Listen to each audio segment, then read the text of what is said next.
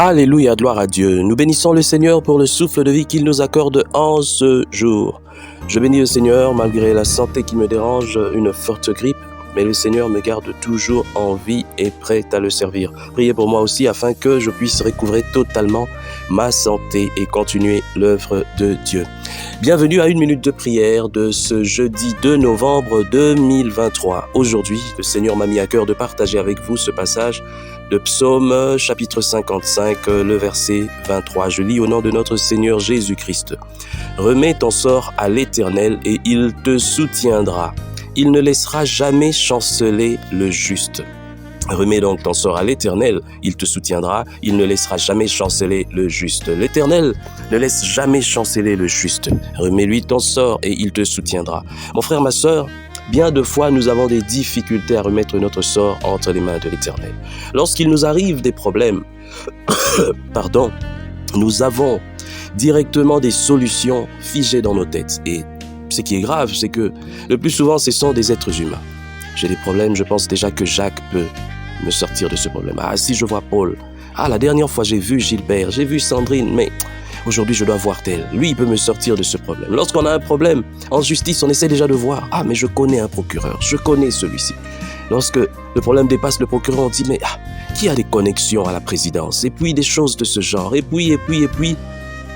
Bref, on a toujours besoin de quelqu'un qui puisse nous sortir peut-être du pétrin. Mais moi, j'aimerais te dire quelque chose aujourd'hui. Ceux qui se confient en l'Éternel, ils remettent leur sort à l'Éternel. Quel que soit le problème. Je me rappelle encore, il y a quelque temps, j'avais été confronté à un problème parce que on avait voulu mettre sur mon compte des choses que j'avais pas faites. Et ce qui est grave, c'était dans l'armée. Alors, je suis allé sur demande d'invitation d'un colonel de l'armée à l'inspection générale de l'armée.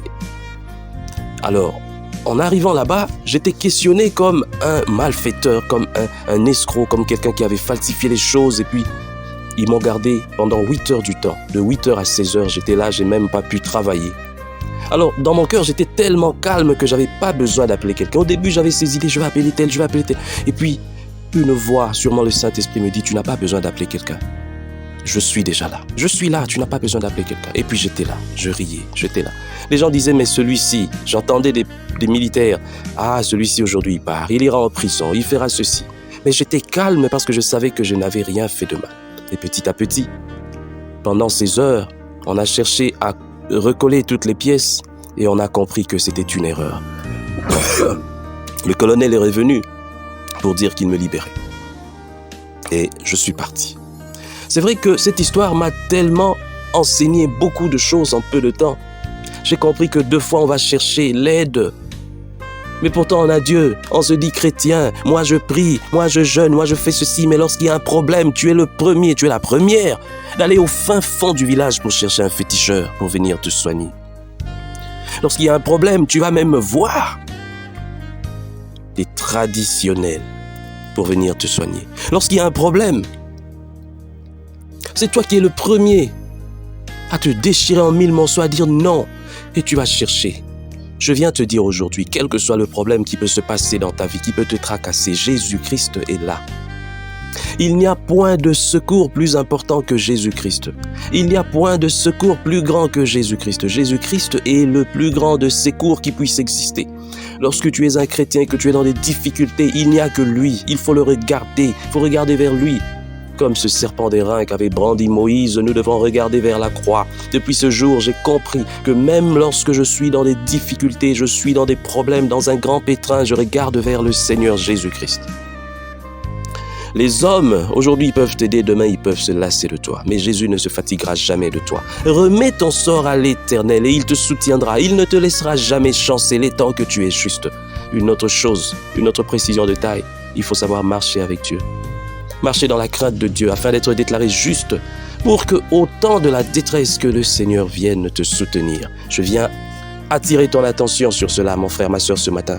Tu n'as pas à aller chercher de l'aide n'importe où. Et d'ailleurs, lorsque nous allons chercher de l'aide, je me rappelle un ami qui me disait un jour, mais vous dites que vous priez, mais lorsque vous avez des problèmes, vous êtes tout le temps agité, vous cherchez des connaissances et puis tout ça. Ça a attiré tellement mon attention. Et depuis ce jour-là, je me suis dit non, Lorsque j'ai des problèmes, j'entre d'abord dans ma chambre. Seigneur Jésus, regarde, j'ai des problèmes. Seigneur, aide-moi, sauve-moi de cette situation. Je sais, c'est moi-même qui me suis mis dans cette situation, mais sors-moi de cette situation. Et le Seigneur peut te sauver.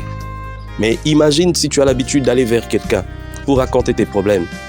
Ça peut même devenir encore une occasion pour la personne de pouvoir médire sur toi. Toi, tu te dis que tu pries, mais regarde ce que tu fais. Voilà pourquoi mes problèmes finiront toujours auprès de Jésus. Même lorsque j'avais des sérieux problèmes, il n'y avait que Jésus-Christ et ma femme qui connaissaient mes problèmes, qui connaissaient ce que je vivais, qui connaissaient ce que j'endurais. Je pleurais devant Jésus et je parlais à ma femme. C'est ça ce que vous devez faire. Parce que les hommes, si déjà même ton père peut se lasser de toi, ta mère peut se lasser de toi, les frères et sœurs n'en parlons même pas. Parce que en réalité, c'est comme si ce sont des étrangers. Mais Jésus ne se lassera jamais de toi. Confie-toi en lui.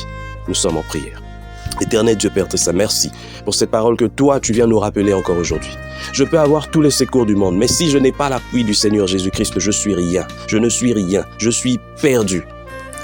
Même sans les États-Unis, même sans les grandes puissances de ce monde, si nous regardons vers Jésus-Christ, nous pouvons être sauvés.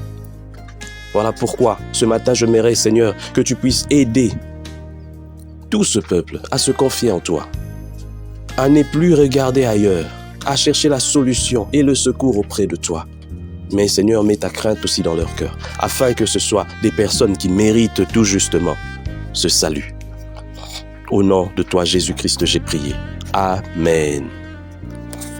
Chers frères et sœurs, dans le Seigneur, vous avez l'occasion de servir Dieu avec votre temps, avec votre intelligence, mais aussi avec vos moyens. Soutenez, restez unis dans 1 minute de prière chaque jour. Écrivez-nous, envoyez vos dons ici. Que Dieu vous bénisse.